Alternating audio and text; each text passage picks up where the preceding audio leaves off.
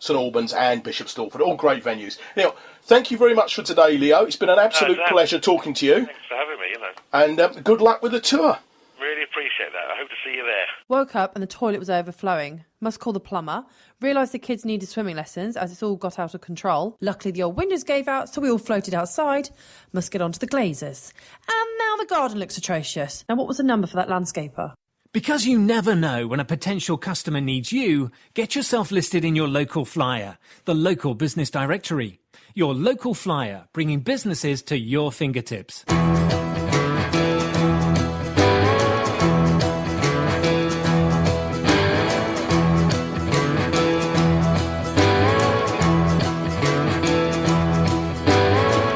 One thing about solid seas, babe, you can't hurt me anymore.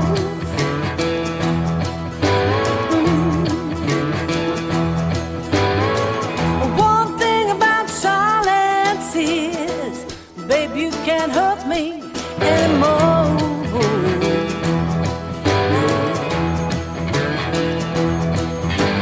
Words mean nothing to me, nothing to me. I'm gonna set myself free. I'm gonna fly. I'm gonna fly.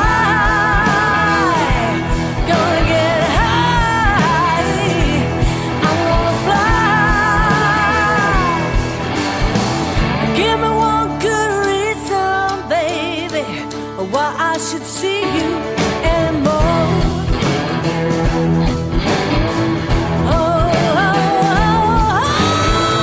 Give me one good reason, baby, why I should see you anymore. Pain is going away, it's going away, it's gonna stop today. I'm gonna fly, I'm gonna fly, wanna get high, I'm gonna fly, oh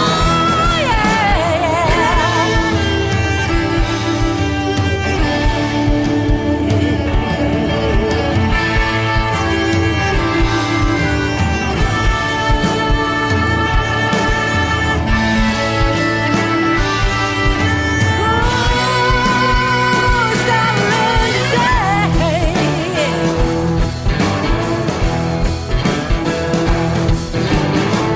One thing about solid seas, I'm gonna fly, I'm gonna fly, I wanna get high, I'm gonna fly, I'm gonna fly, I'm gonna fly, I wanna get high, I'm gonna fly, oh yeah.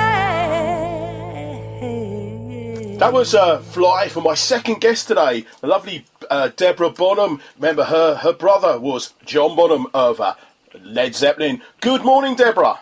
Good morning, Terry. How are you today? I'm very well, thank you. Good. Yes, I'm doing really, really well. That's good. Well, that's from your new album called Spirit. Yes. That's a track called Fly. Tell us a little bit about it. It's a great album. I enjoyed the album.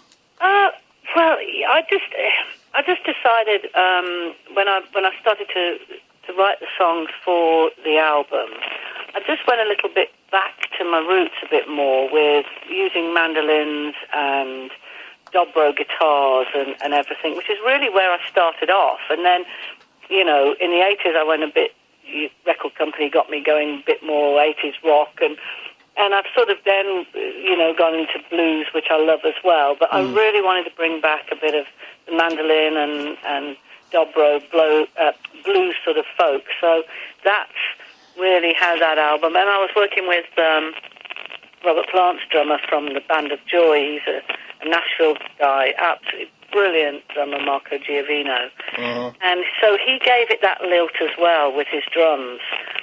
So it just naturally, it was very organic the way it all sort of came together. So yeah, that's sort of how it started sounding that way. Yeah, and of course you wrote the song as well, along with a couple of other people with Yeah, I worked with a guy called John Hogg, who is an amazing talent. He's worked with a lot of bands, including the Black Crowes, and he was in a band called Moke, which were really big in America. But I met up with him in London, and we did some writing together. We really hit it off, so it was great being able to write with him, and then writing with a band as well. You know, that everybody has a bit of a say in. We've been together for so long. You know, I probably have the final say. Wow. I tell you what, if they listen to this, they go, "What's she saying?" She always has the final say. I think if most men are honest, everything. That's what I'm saying. So if it sells millions and millions of copies, we all get the same amount. that's good. But I think most men think they're in charge. But I think most men, if they're deep down, they think about it. The ladies are in charge. Yeah. I mean, I think they know. There's another great track on it which features Robert Plant himself, which is called "What It Feels." I don't think we'll have time to play that today, but so you've got some great artists on there. Yeah. I mean, it must have been very interesting growing up with your brother. Yes. I mean, it's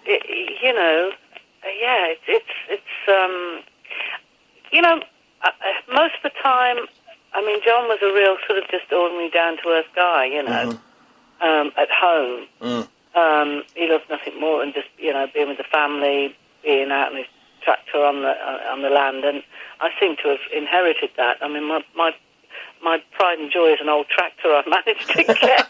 I love being out doing my fields, and I've got rescue horses and dogs, you know. So, yeah, I mean, he was very like that, but of course then there was this crazy other world going on. Yeah, I mean, I think still going on. Well, you know? he's still very much going on. I've had the pleasure of seeing Led Zeppelin over the years. It was after your brother sadly passed away. But it seems that a lot of that is happening. That the people who are musicians or actors on stage are completely different than the person they really are. They play. Yeah, I mean, look, there's no doubt that they were very young. He was very young when he joined Led Zeppelin. I mean, it sort of all started when he was about 18. And, by 20, they were hitting heady heights, So, you sort of give that type of fame and money and stuff to young lads. I mean, there's been a lot of stuff reported about John and drinking and wild ways, but you know what?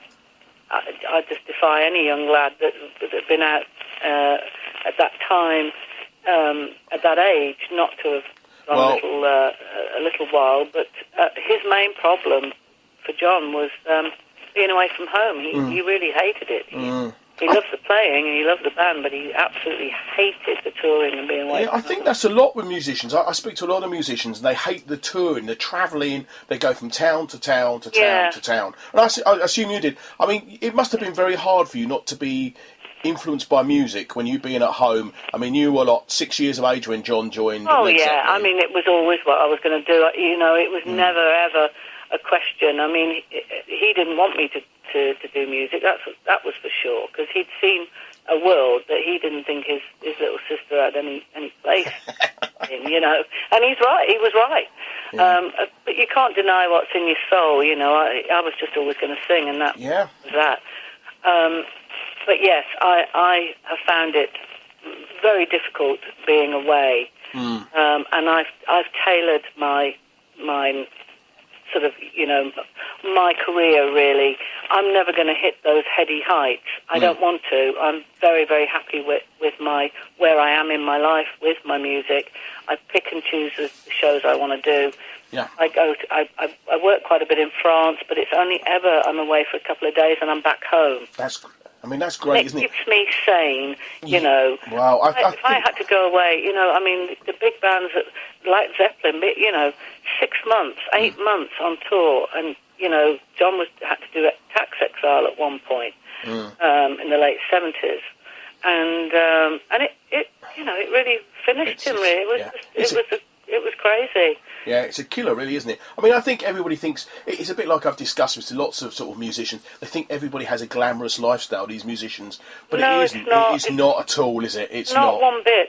No. I mean, there's different levels of how you travel. I mean, we have a decent tour bus.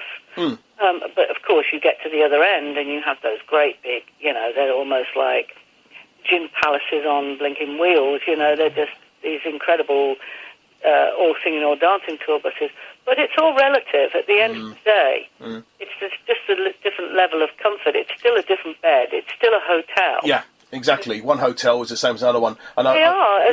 Well, to a degree. Well, yeah. I'll be honest with you. I've stayed in the best, and I've probably stayed in some of the worst. Well, I think I've done the same, and I'll be honest with you, because you I'm quite happy to say no. That there is a limit. We have a sort of look. Yeah. We have a limit on 3-star above, and at least ways that's going to be a 3-star is going to be all right. Well, it should be decent. I mean, it doesn't always follow. I mean, I've stayed in 5-star hotels and the beds have been uncomfortable. Yeah, me too. And I hate to. I mean, I shouldn't give Premier Inn a plug, but you know what? Yeah. They're clean. They're comfortable. They are. They're reasonable price. So yeah, we tend to do a lot of those. Yeah, I'm staying in one in a couple of weeks' time myself, so I'm not going to slag them off. It's a good advert for them, so hopefully we should get some free rooms out of it now. Yeah, make sure you tell them that. I will try. I mean, you recorded your first demo at the age of 17. Yes. That was, a couple of years ago, wasn't it? Actually, yes, it was about 4.5 years ago. Yeah. And that time warp machine that I'm in, yes. Yeah, obviously, you're with your brother surrounded by music. Who were sort of musical heroes when you were growing up? I've got quite an eclectic mix because John played an awful lot of stuff, so I would listen to all the stuff he'd be playing, and my other brother Michael was a big influence as well. And they both loved Motown and soul music. So, I mean, if I talk about vocalists to start with, it would be Otis Redding, it would be Al Green, Aretha Franklin, and then I sort of at the same time would be listening to Joni Mitchell, Crosby, Stills and Nash, Fleetwood Mac, and Dusty Springfield. I mean, there was loads of them. I had quite a. I would say those would be, my heroes. Yeah. Well, you've actually worked with some of these big bands. I mean, I'm looking through the people you toured and performed with, people like Van Halen, Humble Pie, Donovan, Lonnie Donegan, Jules Holland, Foreigner, and of course Paul Rodgers. Yes. Fabulous. Paul was one of my big heroes. He was fabulous. He was the first real white soul boy that I heard. I mean, he's got the most amazing soul voice. And he was a huge hero. I was a big Free Bad Company fan. And of course, he joined up with Queen a couple of years ago, didn't he? Yeah, I mean, you've named so many there. I mean, I've been really blessed in my life. Yeah, I mean, that's also quite an eclectic taste from Donovan to Lonnie Donegan to Van Halen. A strange one because I know. He kept phoning me. What, Lonnie? And wanting me to go and go on tour with him, and I thought, oh my God, this won't work. His fans will hate me, and I certainly did have to adapt my set, I have to say. But we had a great time, and I found out that when he died, he was living in Spain, and when he died, the CD they found next to his bed was my CD, which was pretty cool. I was, because Lonnie, he was a big hero of my brother John's. Yeah. I mean, Lonnie was the man, He was the skiffle man. Yeah. And I wonder, did he leave his chewing gum on his bedpost? Do you know I did? Actually, we won't go there. I shouldn't even laugh at that. I know, it's terrible. I shouldn't have. Terry, I really shouldn't have said that, but it's I mean, that's terrible. I bet you'd be laughing though. He was a very. You probably would. Funny. And my old man's a dustman. I remember my dad playing me those when I was a young lad, and Lonnie was a great performer. Anybody who didn't get a chance to see him, I think his son now tours with the same band. Yeah, he does indeed. He's fronting Lonnie's band. Oh, band, That band were red hot. I know. Really great. There's so many. blues players, jazzers, they were just fantastic. We are so blessed in this country that, and some of the talent that people don't discover, like Lonnie Donegan and people like that. He was a big star, but people think, he was the one-dimensional man, but he was not. He was a great musician. He wasn't, and you see, he does get stuck with that That's right. night, which used to drive him nuts, actually. I bet he did. He, there was a lot more to Lonnie than that, and he was just